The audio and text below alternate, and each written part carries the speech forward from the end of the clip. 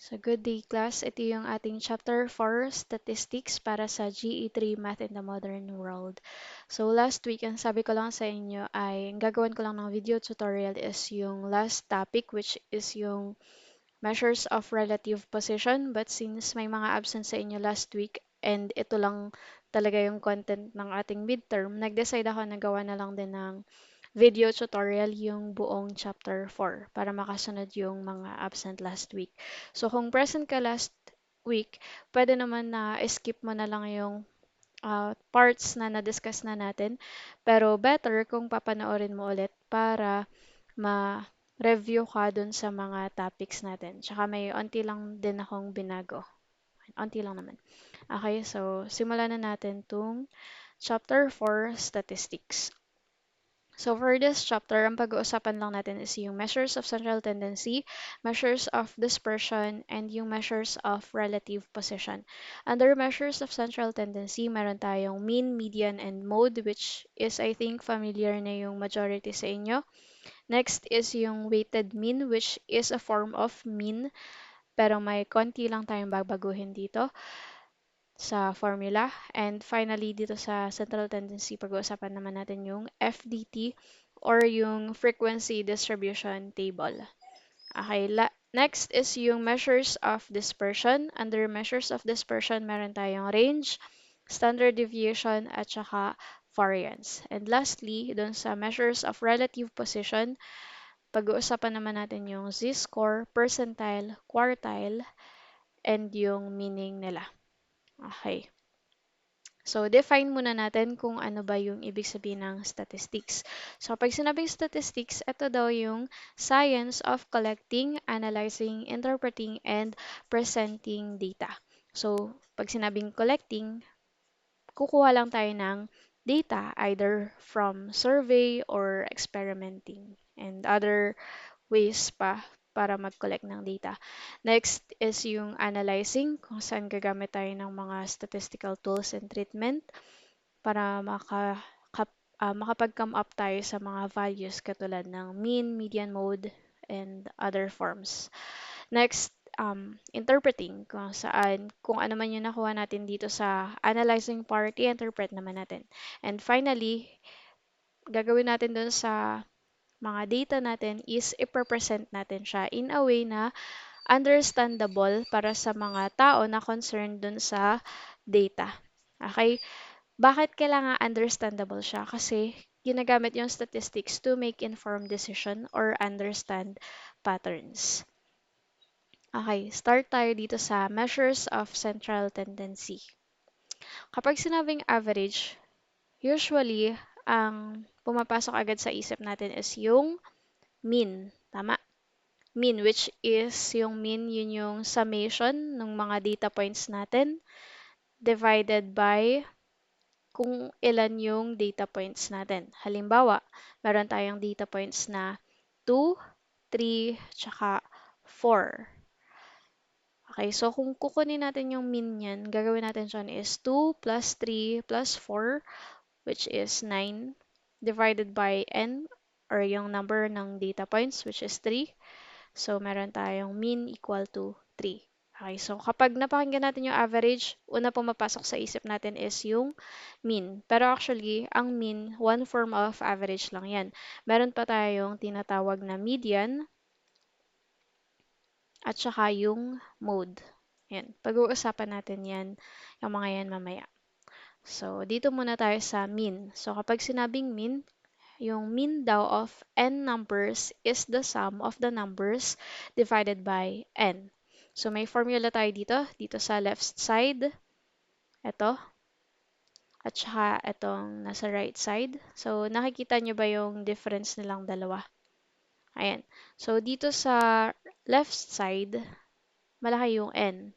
Capital letter N. Dito naman sa right side, small letter n. So, ang difference nila is kapag capital letter N, ginagamit natin yan for population.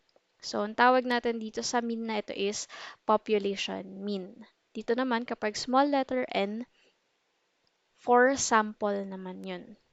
Okay. So, ano ba yung pinagkaiba ng sample tsaka population? Ayan. So, kung naaalala nyo yung topic natin for sa subset, okay, so ang sample is a subset ng population. So, yung general term is yung population. Okay, ito yun. Yung population, itong malaking circle, ito yung P. Ito namang small circle is yung sample. Ibig sabihin, halimbawa, sa Lunagoco, lahat ng students doon, yun yung population. Tapos, yung section nyo, halimbawa, yun yung sample. Okay. Yan lang yung difference nila. So, gumagamit tayo ng sample kapag halimbawa sobrang laki ng population pero gusto nating pag-aralan yung population. Halimbawa, million people yung population. So, kung gusto nating i-survey yung 1 million people, so, kukuha lang tayo ng sample kasi masyadong marami yung 1 million people. Ayan. So, ito yung formula for mean. So again, kanina kapag capital letter N, yun yung ginagamit for population. Small letter n for sample. Okay, so makikita nyo, magkaiba itong part na to. Tawag dito is mu, Greek letter mu, or ayun, sigma. Ito naman, sa right side is yung X bar. Okay? So, dito sa class natin, ang gagamitin nating notation or symbol for population mean is ito, sigma. Small letter sigma. Kapag naman sample mean, ang gagamitin natin is ito, X bar. Okay? So, keep that in mind. Okay. So, eto, kapag nakakita kayo ng ganitong symbol, capital letter sigma, ay sorry, sabi ko dito sigma, mu siya, mu. Okay, mu. Ayan, kapag nakakita naman kayo ng ganito, ayan, ganito. Ibig sabihin yan, summation. Ibig sabihin, kung ano yung nasa right side niya, halimbawa dito sa taas, ito. Ayan, kung anong nasa right side niya, dito, x, ibig sabihin, summation nung data points. Okay? Ayan, ito. Yan. Summation of data points. Ibig sabihin dito sa formula ng mean, meron tayong formula na summation daw ng data points divided by the number of data points. Yan. Siguro familiar naman na kayo dito. Ayan. Sauluhin nyo na lang yung mga notation na ginagamit natin. Mu kapag population mean, X bar kapag sample mean. Next is yung median. Kapag median naman, ang una nating ginagawa kapag hahanap tayo ng median is hahanapin natin yung or gagawa natin ng rank list yung data points natin. Kapag sinabing rank list, na sunod-sunod yung value from smallest to greatest. Halimbawa, meron tayong values, data points na 2, 3, 7, 3, 2, 5. Yan. So, kapag sinabing rank list, dapat from smallest to greatest. So, eto, i-rearrange lang natin. So, unahin natin yung, ito, rearrange natin dito sa right side. So, meron tayong 2, meron pa ulit isang 2, isa pa ulit na 3, isa pa ulit na 3, and then 5, and then 7. Tama? Ayan, 6. Ito, 6 din. So, kapag na-rank na natin sila from smallest to greatest, hahanapin na natin yung median. Okay, may dalawang way sa paghahanap ng median. Kapag daw yung n, which is yung number of data points, is odd, ibig sabihin 1, 3, 5, 7, yung mga hindi divisible by 2. Kapag daw n is odd, then yung median is the middle number dun sa rank list. Okay, halimbawa dito. Etong dataset kasi natin na 2, 2, 3, 3, 5, 7, even siya. So, lagyan natin dito sa taas ng 1. Ayan, 1. So, ilan na yung n natin dito? 1, 2, 3, 4, 5, 6, 7. So, ang n natin is odd ODD. So, ang median natin dito is yung middle number. Ito lang yun. Itong 3. Yan yung median natin. Yung nasa gitna. Okay? Paano naman kapag even yung n? Okay, burahin natin tong 1. Kapag naman n is even, ibig sabihin yung number ng data points natin is divisible by 2. Halimbawa, 2, 4, 6, 8, 10, so on. Ang median natin is yung mean ng two middle numbers. Okay, so for this example, hanapin natin kung ano yung median. Ang middle dito is ito, 3 at saka 3. Okay, so yung dalawang 3, yun yung two middle numbers. So, kukunin natin yung mean nila. So, ang mean ng 3 ay 3 plus 3 divided by 2. Ayan, 3 lang din yan. Okay, so ang median natin dito is 3. Ayan. So, palitan natin tong ano, para may other example. Ayan, halimbawa, gawin natin tong 4. Ay, sorry. Gawin natin ito na 4. Ayan, so ang dataset natin ay ito. Meron tayong 2, 2, 3, 4, 5, 7. So, kunin natin yung median dito sa dataset na ito. So, magiging median yan ulit is yung two middle numbers. Ang middle numbers na natin this time is 3 and 4. So, ang mean nila is 3 plus 4 divided by 2, which is 7. Kasi yung 3 plus 4 is 7 divided by 2. So, 7 divided by 2 equals 3.5. Okay, so ang median natin dito ay 3.5. Yan. So, may two ways para hanapin yung median tsaka median. Kapag add yung n tsaka yung even. Next is yung mode. Kapag mode naman, yun lang yung data point na nag-occur most frequently. Okay. So, halimbawa, meron tayong dataset na 1, 2, 2, 5, 6. Ayan. Ang mode lang natin dito is yung data point na pinakamarami. In this case, ito, 2 and 2. Yan. Yan lang. Okay, so hanapin naman natin yung mean, median, and mode. So for example, dito sa salary ng 5 employees, meron tayong $370,000, $60,000, $36,000, at saka dalawang $20,000. Okay, so pause mo muna yung video and then try to compute it for yourself.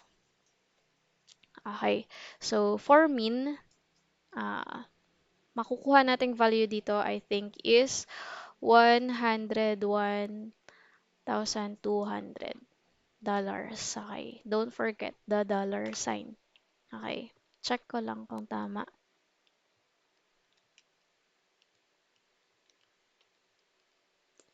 Ayan, 101,000. Ang median naman natin, since naka-arrange naman na siya from greatest to smallest, ang median natin dito is yung gitna. Ayan, since dito sa dataset natin, n equals 5. So, add siya. Tama, ODD. So, yung gitna lang. Okay, so dito, 36,000 yung ating median. For the mode naman, pinakamarami natin dito is itong $20,000. Yan. So, may iba't iba tayong types ng averages. Kailan natin yun gagamitin? Okay. Mean daw, kapag mean, gagamitin natin siya when all values in the dataset contribute equally to the final result and there are no extreme outliers. Kapag sinabing extreme outliers, eto, tingnan nyo tong example natin kanina. Itong 370,000 outlier siya kasi compared dito sa mga kasamahan niya, ayun, masyado siyang mataas. Ayun. So, that's why dito sa mean, median, and mode, masyadong malayo yung value natin for mean compared dito sa median and mode. Okay, so sabi dito, kapag daw walang extreme outliers, gagamitin natin yung mean. Pero kapag merong mga outliers in this, so doon nga sa example natin, itong 370,000, then baka hindi best gamitin yung mean. Okay, next naman is yung median. Median naman when you have a data set with outliers or a skewed distribution. Kapag sinabing skewed distribution, yung mga data points or data values is masyadong matataas or masyadong mababa. Okay, median yung gagamitin natin na average. Lastly, mode, kapag you're interested in the most frequent value in the data set. For example, ang gusto nyo lang malaman is yung, kunwari kung may tindahan kayo, gusto nyo malaman kung anong size nung damit yung palaging nabibili. Okay, so mode lang yung gagamitin natin doon. Kasi useless naman kung gagamitan pa natin ng mean. Ayan, so kapag ang interested lang tayo is yung most frequent value, mode yung gagamitin natin. Okay, next topic is yung weighted mean. Kapag naman sinabing weighted mean, ginagamit natin to kapag yung mga data values ay magkakaiba ng weight or ng importance. Okay, so ito yung formula ng weighted mean. Okay, kapag meron ganito, anong ibig sabihin nito? Summation. Ibig sabihin, kukunin lang natin yung sum nitong nasa loob nitong parentheses. Yung X is yung data point, yung W is yung weight. Okay, W is yung weight. Ito.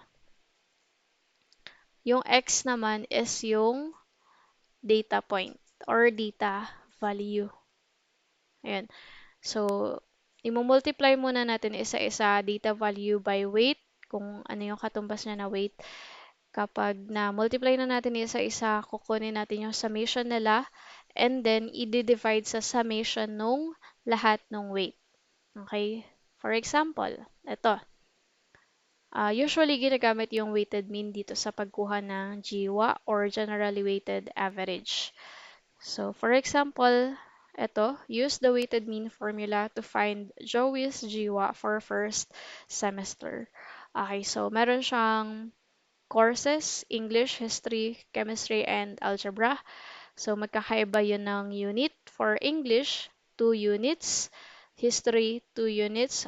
Chemistry is 3 units. And yung Algebra is 3 units. Okay, so ang gagawin natin dyan, di ba yung formula natin for weighted mean is summation ng product nung data point multiplied by its course unit divided by summation nung weight. Okay. So, ang gagawin natin, papag-multiply natin yung 2 by 92. So, yan ay 92 times 2, 184. Next naman, 2 times 90 is 180. Ito, 3 times 88 is 264. And lastly, 3 times 89 is 267. Okay. So, yung ginawa natin, itong part na to is, ito yon yung X times W. So, isasum natin, kukunin natin yung sum nila kasi may nakalagay dito na summation notation. Okay. So, 184 plus 180 plus 180, ay sorry, wait lang. 184 plus 180 plus 264. Dito ko na lang ilagay sa baba kasi hindi na kasya. Tapos plus 267. Okay, divided by summation daw ng weights. Ano naman yung summation ng weights? Ito yon. Kung ilang units, i-total lang natin yan. So, 2 plus 2 plus 2 plus 3 plus 3. Total is 10. Yan. So, ito yung summation ng weight or yung units. So, lagay natin yan. So, kunin natin yung total. 184 plus 180 plus 264 plus 267. Ang total is 8, saan natin lalagay? Ito. 897 divided by 10. So, ang ating, 895 pala, sorry. 895 divided by 10. So, ang jiwa dito is 89.5. Yan, ganun lang. Mamultiply nyo lang to kung ilang unit, tapos ito total nyo, and then di-divide kung ilan yung total weight. Next is yung frequency distribution table. Ang frequency distribution table naman is a table that lists observed events and the frequency of occurrence of each observed event.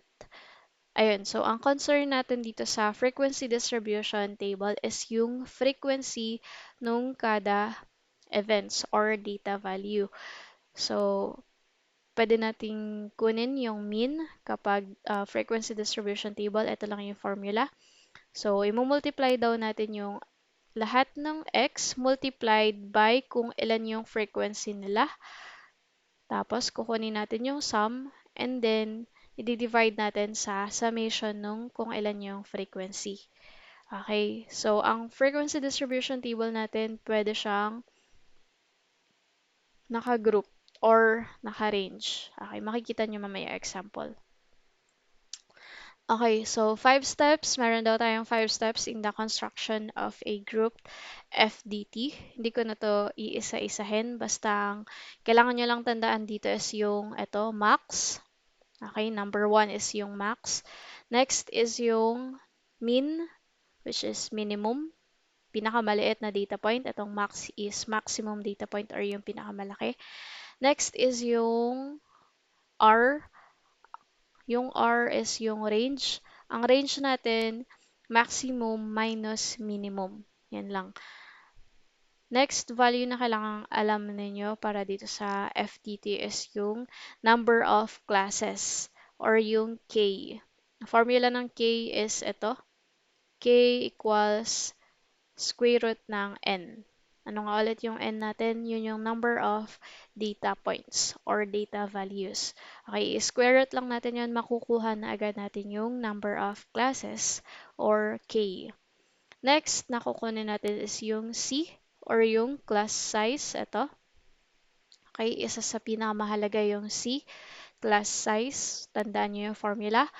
Ang C ay equal sa range. Ang range is nakuha na natin max minus minimum. Range divided by K. Okay.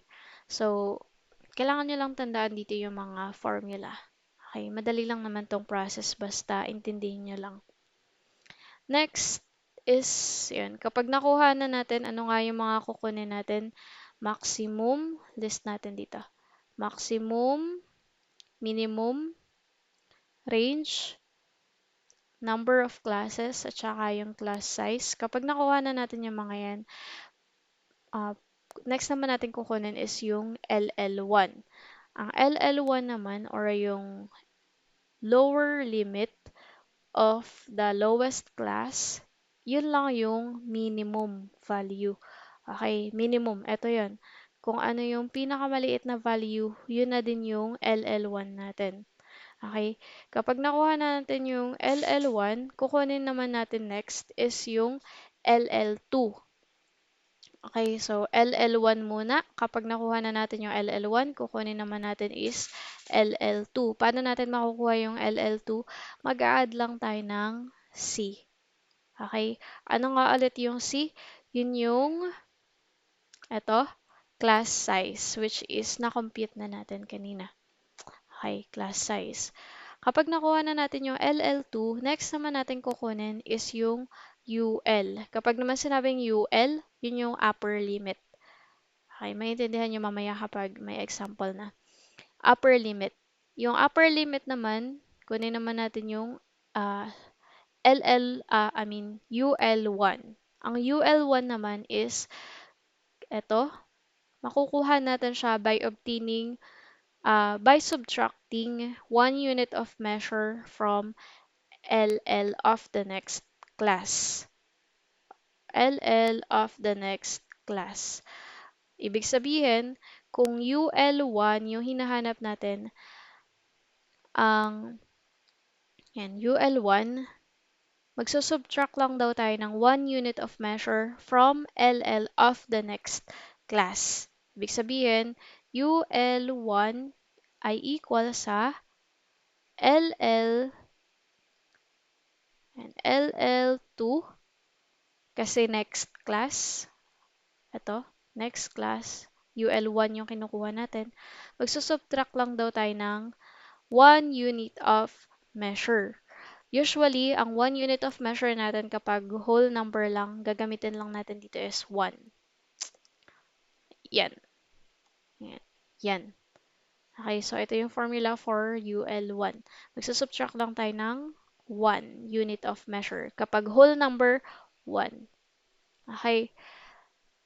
Next, ayan, kapag meron na tayong LL1, UL2, UL1, pwede na tayo maggawa ng frequency distribution table. Ayan, ito yung simplified steps. Ayan, di ko na ito babasahin. Ayan, so for example, gawa tayo ng FDT for the pulse rates given below. Ayan, so meron tayong 10 pulse rates.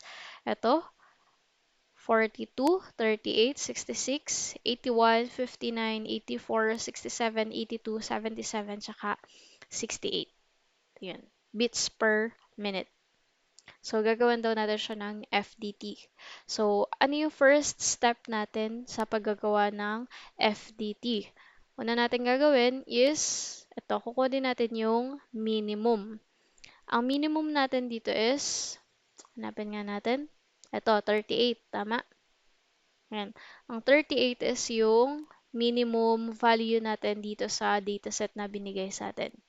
Okay, so minimum 38. Next, hanapin naman natin yung max or yung maximum value. Balik tayo dito. Hanapin natin. Pinakamalaki dito is itong 84. Okay? Double check nyo sa sarili nyo kung ito nga din yung sagot. Okay, so maximum. Okay. Yan. 84. Ayan, so nakuha na natin yung minimum value tsaka yung maximum value. Okay, next natin kukunin is yung range. Okay, so bago ko ituloy ito, try nyo muna sa sarili ninyo. I-pause nyo muna itong video and then try nyo sagutan itong example na to para makita nyo kung anong part yung nagets nyo na, anong part yung di pa masyadong nagets. Okay? Sige, kunin nyo tong data dito. Sulat nyo sa papel ninyo. So, nga pala, habang nanonood kayo dito, sumabay kayo sa pagko-compute. Okay, so kunin nyo tong mga value, itong range, itong number of classes, class size, LL1, LL2, tsaka UL1. Ayan, ito yung pulse rates. Okay, pause nyo muna. Okay, so tuloy natin yung paggagawa. Ang range, ano nga ulit yung formula ng range? Formula natin dito is maximum minus minimum. Ibig sabihin, yung 84, minusan lang natin ng 38, yun na yung ating range, which is equal to 46. Ayan, try nyo sa sarili nyo, baka mali ako ng compute ha.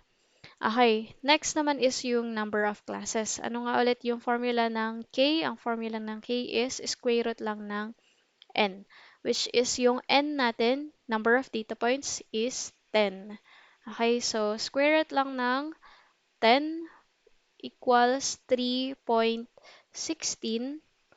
or 3. Okay, so dito sa ating number of classes at saka class size, kailangan whole number lagi. So, i-round off natin sa whole number. Okay, so for example dito, na-compute natin sa number of classes is 3.16. Kailangan natin is whole number, so magiging 3. Okay. Round off to, lagay natin dito, round off sa whole number. Next naman is yung class size. Ang formula natin for class size ay range divided by k. So, ang range natin is 46 divided by k. Ang k natin is 3. So, ang sagot natin dito is 15 or 15.3. Round off natin, magiging 15. Yan. Next naman,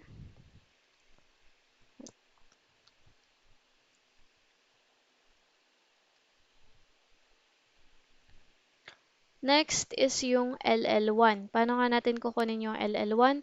Ang LL1 natin is, yun lang yung minimum data point. Minimum. Yan.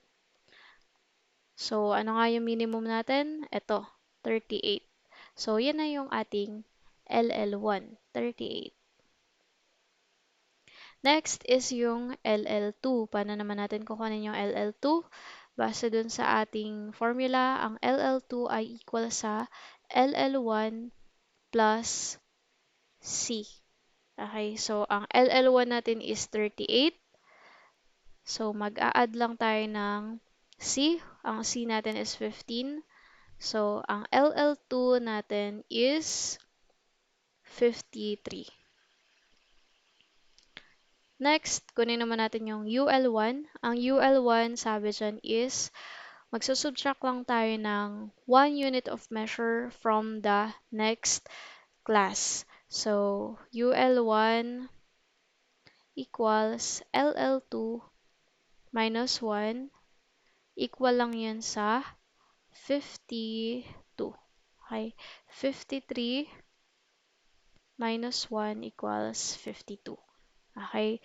So, kapag meron na tayo na itong mga values na to, pwede na tayong magawa ng frequency distribution table. Ayan.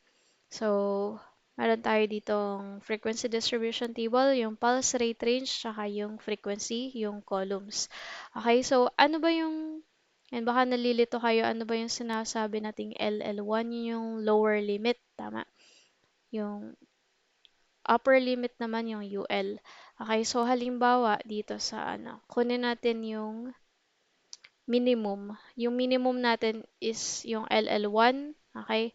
So, ang LL1 natin, dito siya mapupunta. LL1 up to UL1. Okay, yun yung range. Next naman is yung LL2 hanggang UL2. Yan. Sige. Kunin natin yung actual values nila. Okay, so ang LL1 natin dito, sabi natin is 38. So, 38 up to UL1 or yung upper limit 1 which is 52. Okay, next. So, ito yung LL1 to UL1. Next naman na row is LL2 to UL2, LL3, UL3. Yan lang yung ibig sabihin ng mga LL tsaka UL natin na binabanggit kanina. Okay, so sabi natin yung kapag daw kukuha tayo ng LL, mag-a-add lang tayo ng mag-a-add ng C.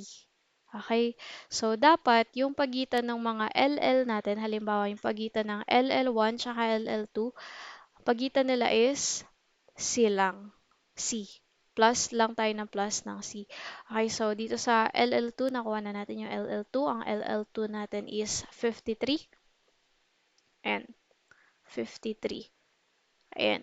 So kapag meron na tayo niyan, meron na din tayo na value ng C. Okay, so tuloy-tuloy na yung paggagawa natin ng frequency distribution table. Mag-a-add lang tayo ng C. Okay, so gawan muna natin ng i-list muna natin lahat ng lower limit. So dito tayo sa lower limit 3 or LL3. So gagawin nga natin ay LL2 plus 15, which is magiging 68. Okay, paano natin nakuha yung 68? Nag-add lang tayo ng 15 dito sa 53. Okay. Next, dito naman sa UL2. Paano naman natin makukuha yung UL2? Either magma-minus lang tayo ng may two ways. Okay, sa pagkuha ng UL, two ways. Unang way is magma-minus lang tayo ng 1 unit of measure from the next lower limit, or mag-a-add lang tayo ng C dito sa preceding or yung previous upper limit. So, 52 kung gusto natin is mag-add ng C. So, para makuha natin yung UL2, mag-a-add lang daw tayo ng C dun sa preceding or previous upper limit. Yan. So, ang UL1 natin is 52. Mag-add tayo ng 15 kasi yun yung C natin. So, 52 plus 15 equals 67. Ayun. So, para makuha naman natin yung UL3, mag-a-add lang ulit tayo ng 15 dito naman sa 67, which is magiging 82. Ayan. So, balik tayo dito sa previous slide. So, dito sa number of classes, minsan possible na yung actual frequency distribution table natin is hindi sumunod dito sa kung ilan. Ayan. Okay lang yan. Okay, mag-a-adjust na lang tayo dun sa actual FDT natin. So, in this case, kasi 83 yung, etong pinakadulo natin sa UL3, 82. Hindi niya nasakop yung, balik tayo, etong 84. Okay, so since wala yung 84 dun sa mga nilist natin na lower limit at upper limit, hindi siya nasakop, mag-a-add pa tayo ng another row dito. So, 84, yan, 83 up to dun sa UL4. So, para makuha natin yung UL4, mag-a-add tayo ng C or 15 dito sa 82. So, makukuha natin dito ay um, 97. Okay, 82 plus 15, 97. So, kaya tayo nag-add ng pa-apat na class or row. Ito kasi yung class 1, class 4. Ito yung class 1, class 2, class 3, tsaka class 4. Ayun, kaya tayo nag-add ng paapat, ito, kasi hindi nasakop yung pinaka malaking value natin, which is 84. So, kailangan natin siyang sakupin.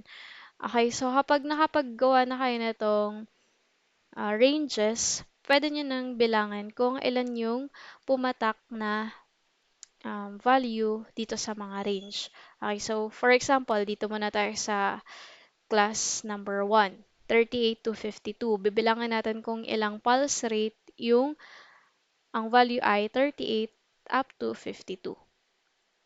Okay, balik tayo dito. So, ang 38 to 52 dito ay etong 38 at saka 42. Ayan, I think yun lang. So, dalawa. So, lagay natin dito dalawa. Next naman is 53 to 67. Bibilangan natin kung ilan yung pulse rate na 53 to 67 yung value. Balik tayo dito. 53 to 67. So, ito, 1, ito, 1, 2, 3, 4. Tama ba? Ay, hindi pala. 67 lang. Okay, so hindi kasama yung 68. So, tatlo. Okay, so 53 to 67, tatlo. Next, hanapin naman natin yung 68 up to 82 na pulse rate. 68 to 82, meron tayong ito, 81. So, isa, dalawa, ilan pa? Tatlo, apat. Yan, apat. Tama? So, apat yung ilalagay natin dito sa frequency ng 68 to 82. finally, dun sa 83 to 97, ito na lang siya. Itong maximum. So, may isa na lang dito sa last class natin. So, check nyo kung yung frequency is ganun kadami yung lahat ng data points. So, tama naman, 10. So, yan. Nakagawa na tayo ng ating frequency distribution table. So, ganun nyo lang yung process ng paggagawa ng frequency distribution table. Try nyo gawin on your own. Ayun, ulitin nyo tong process para ma-check nyo kung nakuha nyo na yung process. Okay, so yun yung ating measures of central tendency. Ngayon naman pag-uusapan natin is yung measures of dispersion. Okay, so next video na siguro to dahil naka 40 minutes na tayo dun sa measures of central tendency. So, ikat ko na muna to.